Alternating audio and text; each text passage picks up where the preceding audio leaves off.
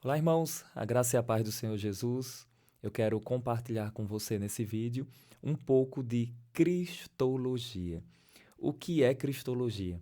Cristologia, amados irmãos, é o estudo da pessoa e obra do Senhor Jesus Cristo.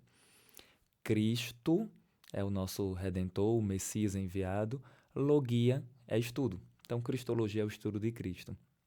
E o que é que nós aprendemos e estudamos em cristologia? Normalmente nós procuramos dar respostas a duas perguntas: quem é Jesus e qual é a sua obra?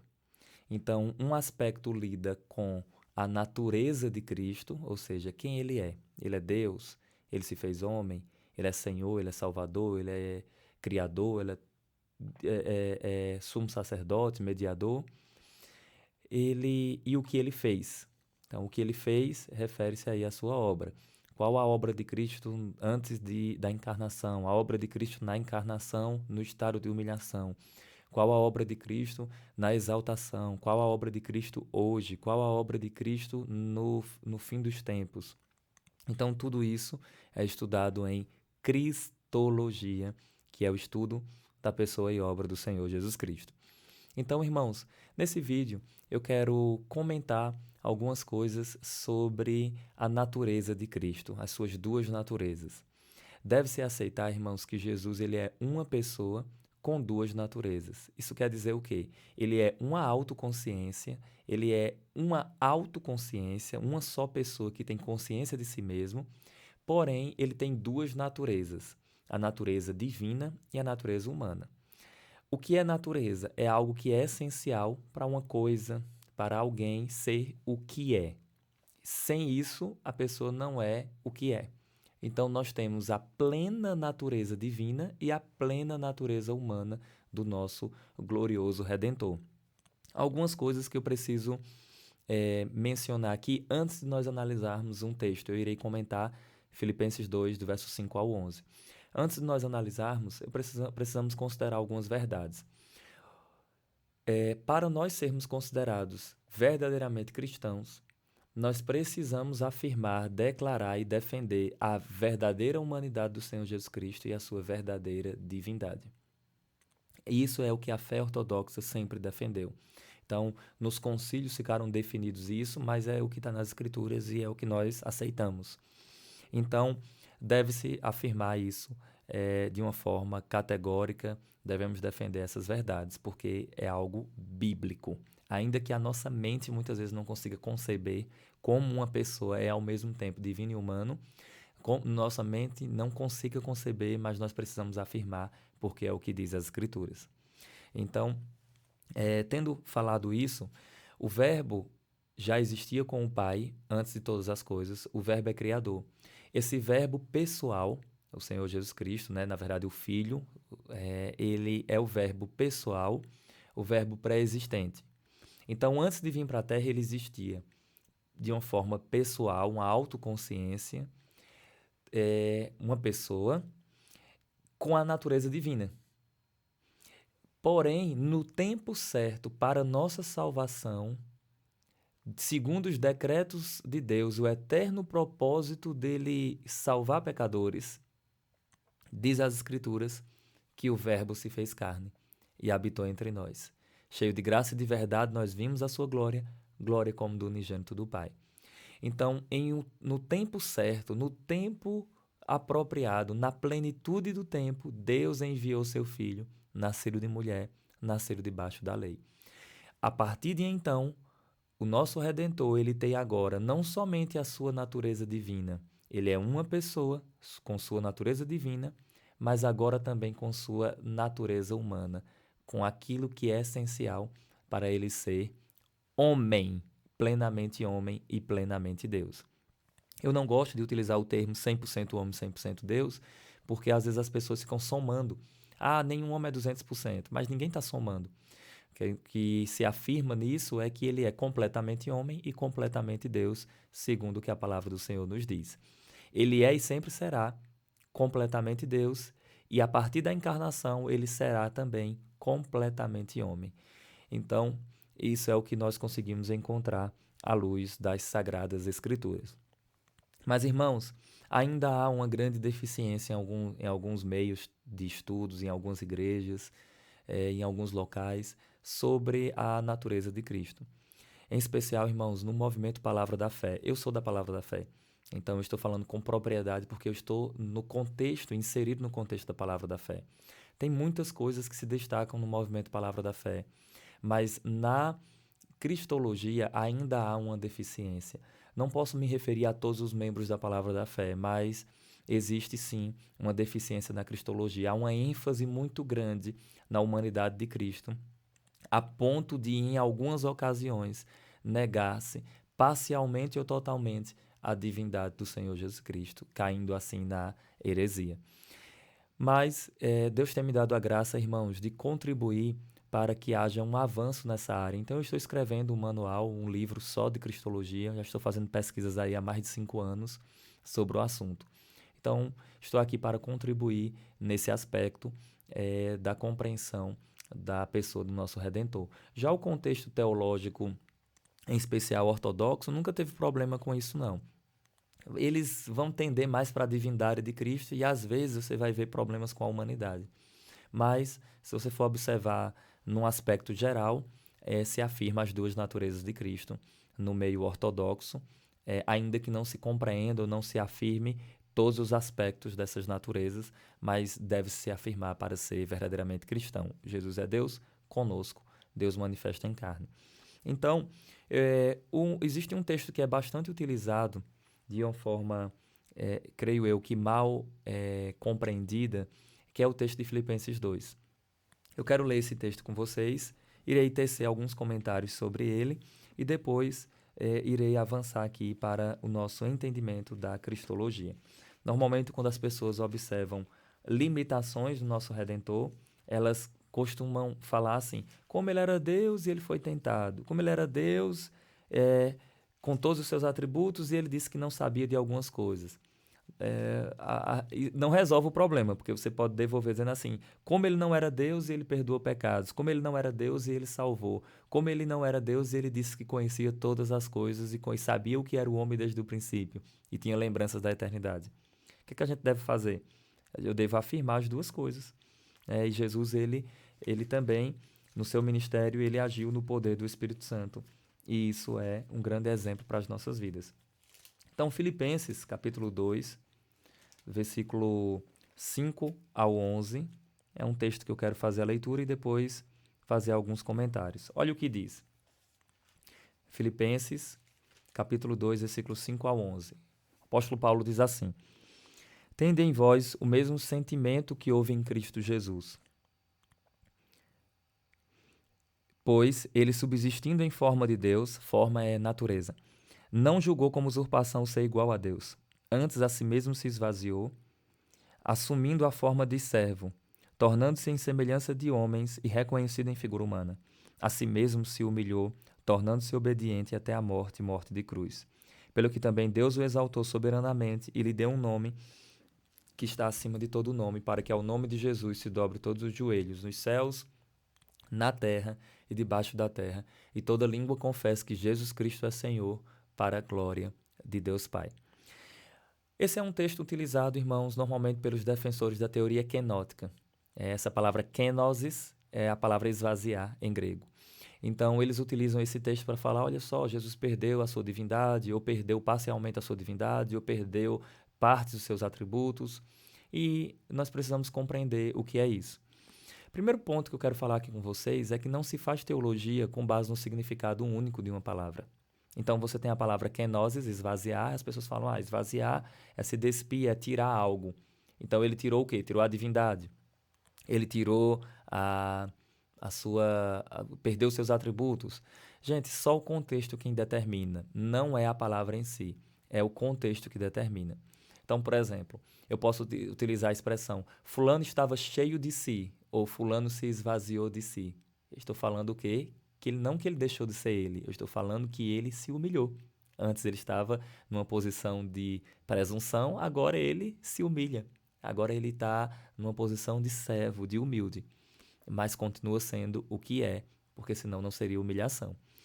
Então, eu quero fazer aqui alguns comentários. Primeiro, sobre a Epístola aos Filipenses. Bom, em primeiro lugar, a igreja de Filipos, né, a cidade de Filipos em si, ela recebe ali a primeira igreja cristã da Europa, que foi a igreja de Filipos. Essa cidade ela recebe o título Filipos ou Filipenses em homenagem ao pai de Alexandre o Grande, Filipe II. Então, os irmãos ali, as pessoas ali de Filipos, eles tinham esse status elevado, essa presunção, essa arrogância, essa altivez. Nós somos da província romana dos Filipenses, a cidade que recebeu o título em homenagem ao pai de Alexandre o Grande. Esse pessoal se converte. Você acha que essa altivez não chegou na igreja? Com certeza. A ponto do apóstolo Paulo escrever aos Filipenses: rogo a Síntique e a Evódia que falem a mesma coisa, que pensem em concordância.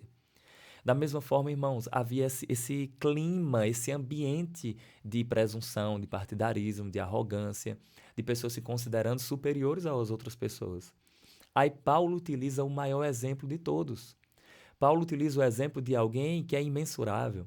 Paulo utiliza o exemplo de alguém que não pode ser literalmente medido, que não pode ser aferido, que é todo-poderoso, que é Senhor dos céus e da terra, que é antes do antes, que é o Pai da eternidade, que é tudo. E então Paulo utiliza o exemplo dele como um exemplo de humildade. E Paulo fala que nós devemos imitar ele quanto a isso. Então, qual é esse contexto? Os irmãos de Filipos estavam com essa presunção, com essa altivez. Aí Paulo começa exortando eles, dizendo assim, capítulo 2 de Filipenses, verso 3. Nada façais por partidarismo ou vanglória, mas por humildade, considerando cada um aos outros superiores a si mesmo.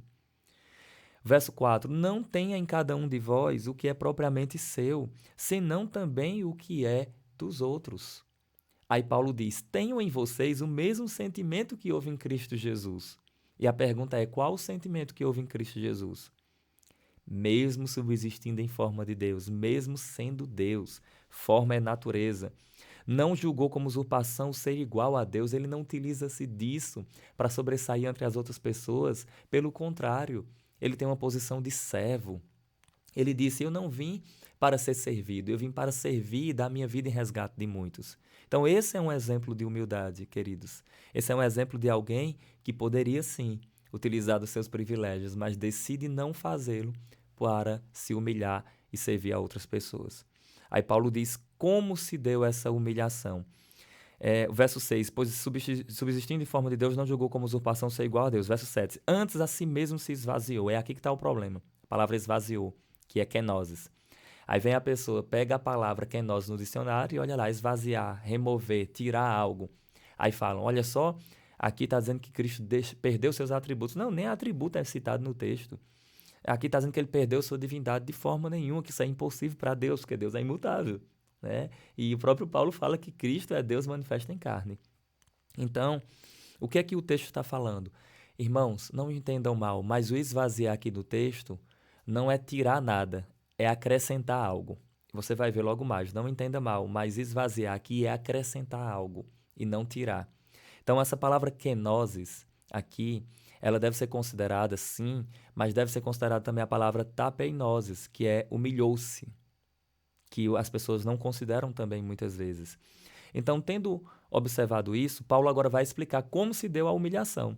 E note que isso vai nos ajudar a compreender. Olha como se deu a humilhação.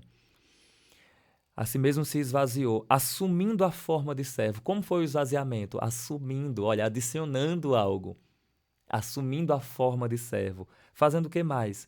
Assumindo a forma de homens. E reconhecido em figura humana. Verso 8, a si mesmo se humilhou, tornando-se obediente, obediente até a morte.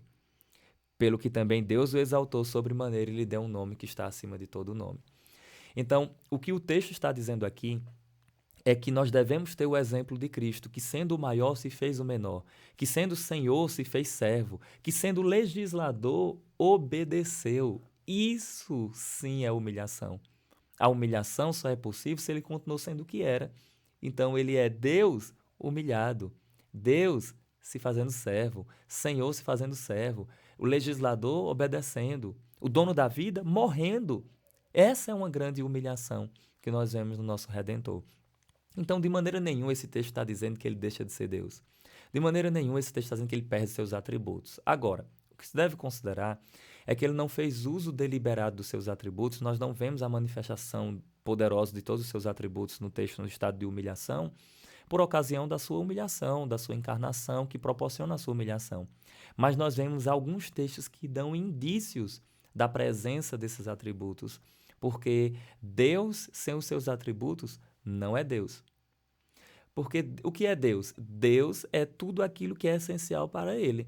Então, por exemplo, se eu digo que Cristo perde os seus atributos, Cristo perde a sua eternidade, então ele não é Deus eterno. Cristo perde a sua imutabilidade, então ele mudou. E a Bíblia fala que Deus é imutável.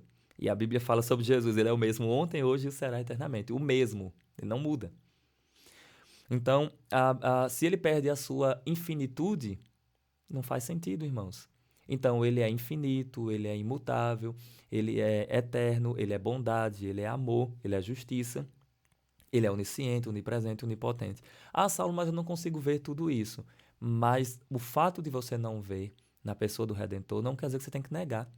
Então, nós aceitamos, mas não quer dizer que eu vou negar tudo isso. Ah, ele pôs de lado seus atributos. Pôs de lado aonde? Né? Quem ficou com esses atributos? Caiu de lado? Não, não é isso. Nós vemos uma humilhação dele. Ele não usa disso para sobressair entre as outras pessoas. Pelo contrário, ele se humilha. Ele obedece. Então, nós vemos textos na Bíblia que nos dão indícios da presença desses atributos, porém nós não vemos essa utilização na sua plenitude. Nós vemos um texto ou outro que dá ideia disso, que vai além de uma simples manifestação de um dom espiritual por meio do Espírito Santo. É bem verdade que o nosso Redentor, por causa da sua humanidade, ele foi fortalecido com o Espírito Santo. Não somente isso, mas também para dar cumprimento a profecias. Isaías 61 fala que ele é aquele que o Espírito estaria sobre ele. Ele não só faria isso, mas ele daria o Espírito. Ele também iria consolar os quebrantados de coração, anunciar libertação, trazer cura, abrir a vista dos cegos. Então, ele era aquele Messias prometido que viria no poder do Espírito Santo também. Isso é algo maravilhoso. Atos 10:38 diz isso. Como Deus ungiu a Jesus de Nazaré com o Espírito Santo e com poder, o qual andou por toda a terra, fazendo o bem e curando a todos os oprimidos do diabo, porque o Senhor era com ele. Então nós vemos sim Cristo fazendo obras no poder do Espírito Santo, mas existem coisas na vida do Redentor que vai além de uma simples manifestação de um dom espiritual. Então tem coisas na vida do Redentor que não é só ele sabendo de algo especificamente, mas ele tem lembranças. Por exemplo, João 17:5, ele diz: Pai, é hora de glorificar o Filho com aquela mesma glória que eu tinha junto de ti desde a fundação de todas as coisas. Então, ele lembrou que tinha uma glória com o Pai. Ele disse: Eu via Satanás caindo em forma de relâmpago. A pergunta é quando ele viu.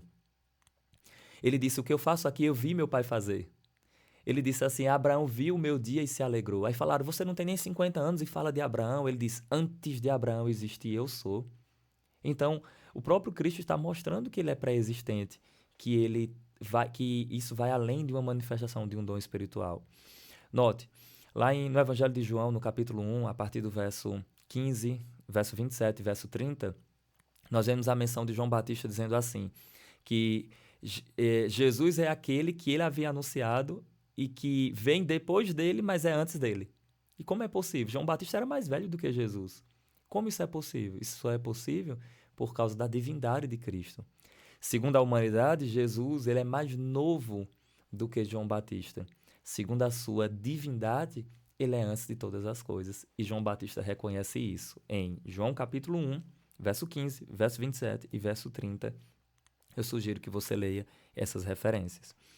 Então, nós vemos Jesus falando que ele mesmo iria se ressuscitar. João 2, verso 19 ao 21, ele diz que destruiria esse templo, aí o texto diz, referindo-se ao seu corpo, e em 3 dias iria reconstruir, referindo-se à sua ressurreição. O próprio texto diz isso, João 2, verso 19 ao 21. Mais à frente também, Jesus fala que conhecia o que era o ser humano, desde o princípio ele conhecia, e ninguém precisava falar-lhe nada sobre o homem, porque ele bem conhecia.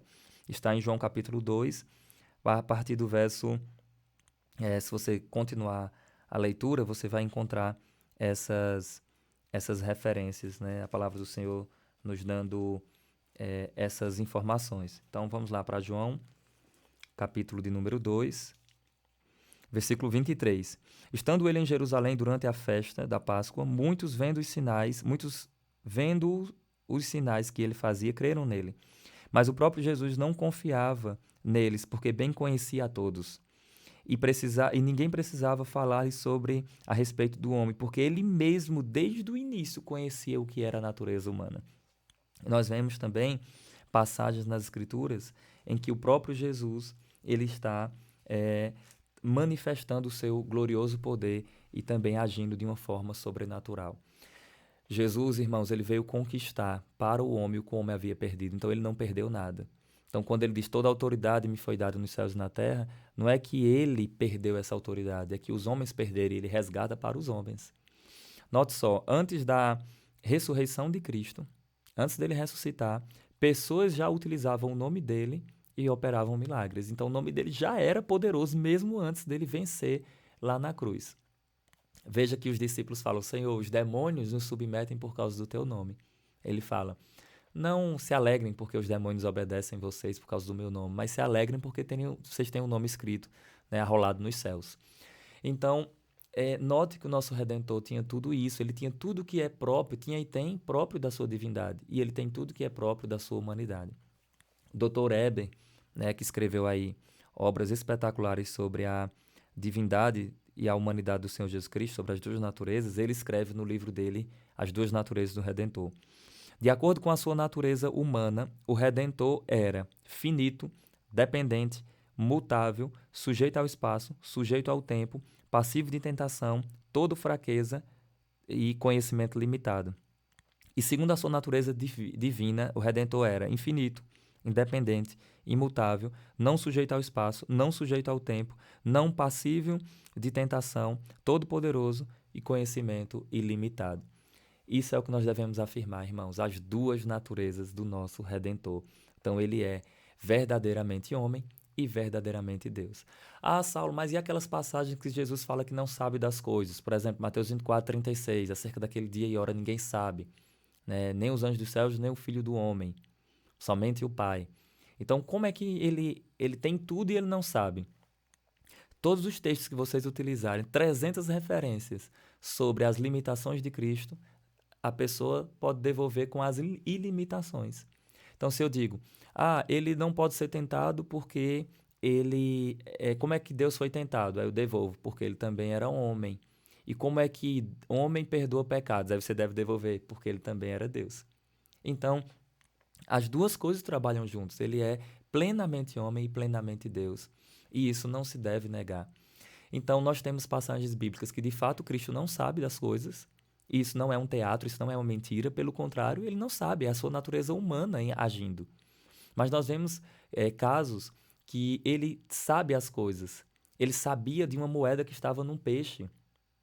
Ele lembrou de coisas da eternidade, de quando estava com o Pai. O que eu faço agora, eu vi meu Pai fazer. Ele estava lá desde o início de tudo. E ele lembra dessas coisas quando estava aqui na Terra. E isso só pode ser uma demonstração do seu poder divino, de quando ele lembrando das coisas que estavam nos céus. Então, João 10:17, ele disse, 10:17 ao 19, que ele mesmo se ressuscitaria. Minha vida ninguém a tira de mim, eu a dou e a trago de volta.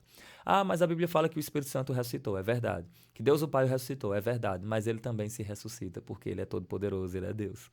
E está nas Escrituras. Então, irmãos, alguém me pergunta, como é que ele foi ver se tinha figos na figueira, se ele já sabia todas as coisas? É porque ele não sabia, segundo a sua natureza humana. Então, a natureza humana de Cristo é limitada, conforme eu li, é dependente, mas a sua natureza divina não.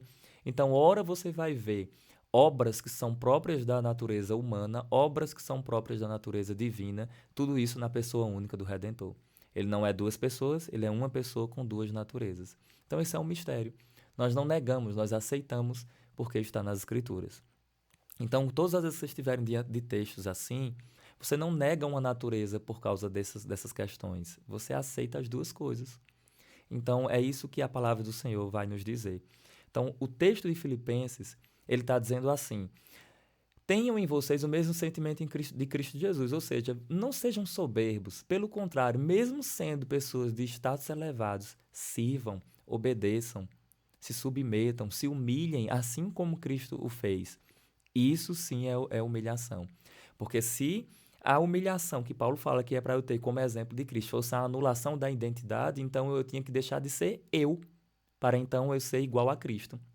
E não é, Cristo não deixou de ser ele. Cristo continuou sendo ele, porém humilhado. E isso é maravilhoso demais. Nós vemos nas Escrituras Sagradas. Agora, nós temos textos da Bíblia que dão indícios. Por exemplo, João capítulo 3, versículo 13, eu já comentei esse assunto em outros vídeos. Jesus estava conversando com Nicodemos e ele diz: ninguém desceu dos céus, senão o Filho do Homem que está nos céus. Olha só, Jesus estava conversando com Nicodemos aqui e ele disse que estava nos céus e estava aqui na terra com Nicodemos. Como isso é possível? A resposta: só se for pela sua divindade. Porque a sua humanidade está restrita a um espaço. Por exemplo, ele está agora à destra do Pai nas alturas. Mas a Bíblia diz que ele anda no meio das 7 igrejas. Apocalipse 2 e Apocalipse 3. E ele conhece as igrejas. Como é possível? Ah, é pelo Espírito Santo. Não, é ele. É aquele que tem os olhos como chamas de fogo. É aquele que é o verbo de Deus. É aquele que foi morto. Não foi o Espírito Santo quem morreu. Quem morreu foi o Senhor Jesus Cristo, o Filho de Deus, o eterno Filho de Deus.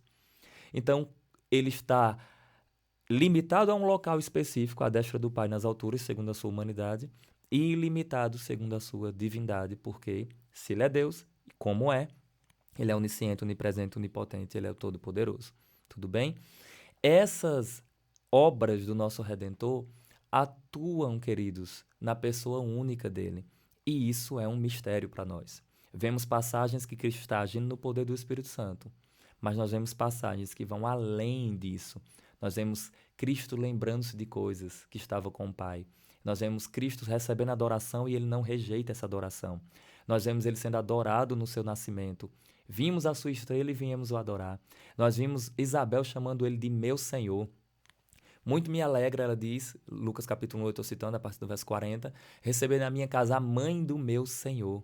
Aquela criança no ventre de Maria era Senhor de Isabel. Os pastores falaram, né, isso foi anunciado ali, que nasceu, os anjos anunciaram que nasceu em Belém o Cristo Salvador, o Senhor. Título de divindade, o Cristo Salvador e o Senhor. E para fechar esse vídeo, eu quero mostrar para você que Jesus ele é Deus em todos os tempos. Isso é algo que nós devemos afirmar. Se Jesus não é Deus, em algum momento, todos que adoraram a ele cometeram idolatria.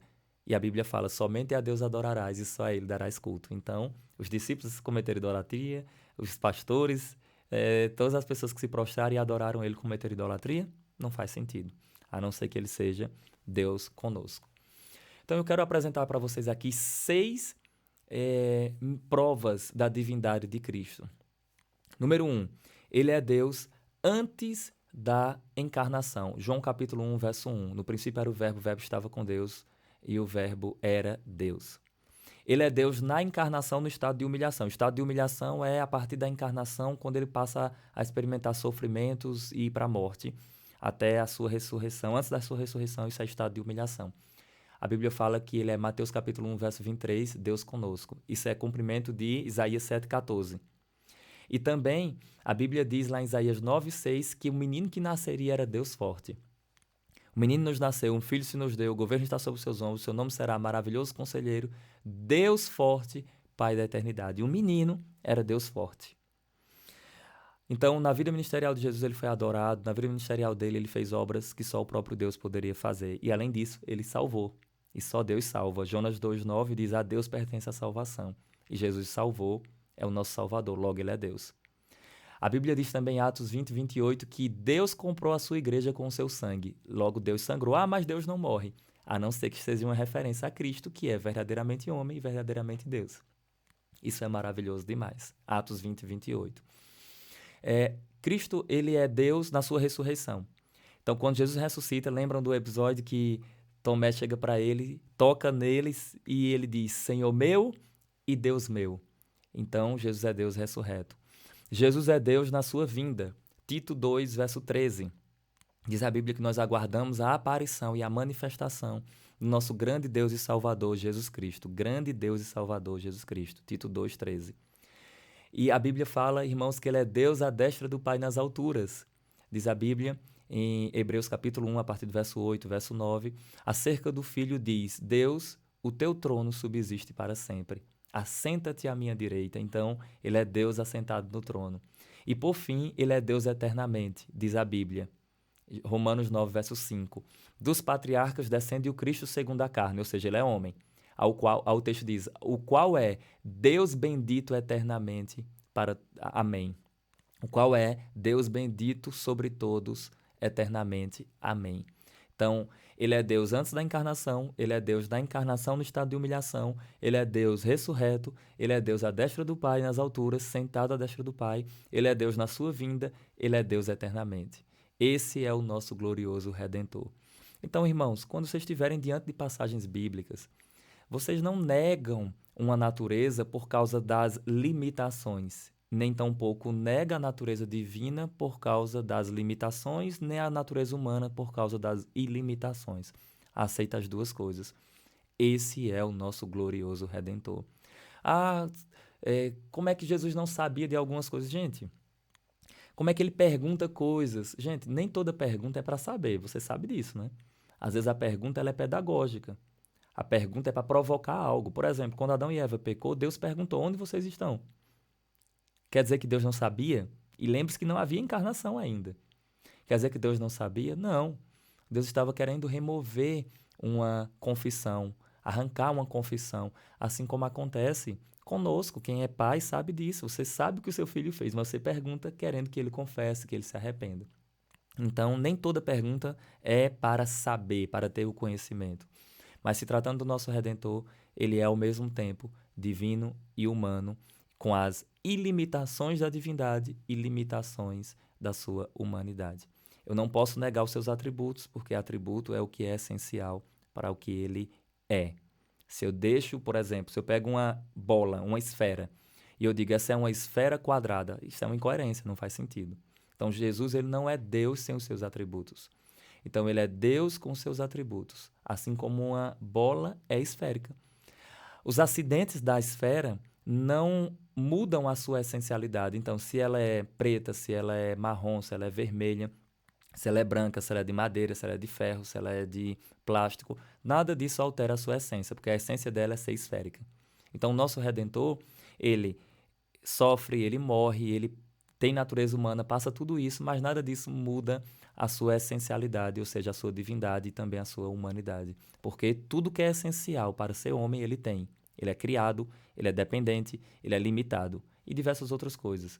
Tudo que é essencial para ele ser Deus, ele tem. Ele é incriado, ele é independente, ele é Deus, ele é eterno, ele é infinito e assim segue todos os seus atributos. Então, espero que esse vídeo tenha esclarecido você um pouco sobre a pessoa complexa do nosso Redentor. Por complexo, eu me refiro a esse mistério da gente compreender sua natureza humana e sua natureza divina. Infelizmente, ainda há muito a se construir sobre esse assunto. Na verdade, a igreja já definiu isso. No campo teológico, isso já é bem resolvido. Mas ainda existem muitas pessoas que têm dificuldades nesse assunto. Como Jesus era um exemplo para mim se ele era Deus aqui? Gente, você nunca vai imitar Deus. Então, ele só é exemplo segundo a sua humanidade. O próprio texto fala, sigam o exemplo de sofrimento de Cristo. Pedro vai falar sobre isso. Então, Deus não sofre, é a humanidade. Então, ele é exemplo segundo a sua humanidade no poder do Espírito Santo. Mas jamais nós iremos imitar a Deus, porque não tem como, né? Deus é Deus. Mas nosso Jesus, ele é Deus e homem, e nós aceitamos isso, segundo as Escrituras. E por fim, Paulo diz em 1 Timóteo 3,16, grande é o mistério da piedade. Deus se manifestou em carne. Deus se manifestou em carne. Isso é glorioso demais. 1 Timóteo 3,16. Então, eu espero que você tenha sido um pouco esclarecido sobre esse assunto. Cristologia é maravilhoso, irmãos, e vamos estudar e vamos continuar avançando. Não caiam no engano da negação da plena divindade, nem da negação da plena humanidade do nosso Redentor, ainda que nós não compreendamos completamente. Não utilize Filipenses 2 para dizer que ele perdeu atributos ou perdeu divindade, porque o texto nem fala nada disso. O texto fala do exemplo de humilhação. E vamos continuar avançando no reino de Deus. Então, que a graça dele esteja sobre a sua vida, em nome de Jesus, e eu te aguardo em outros momentos.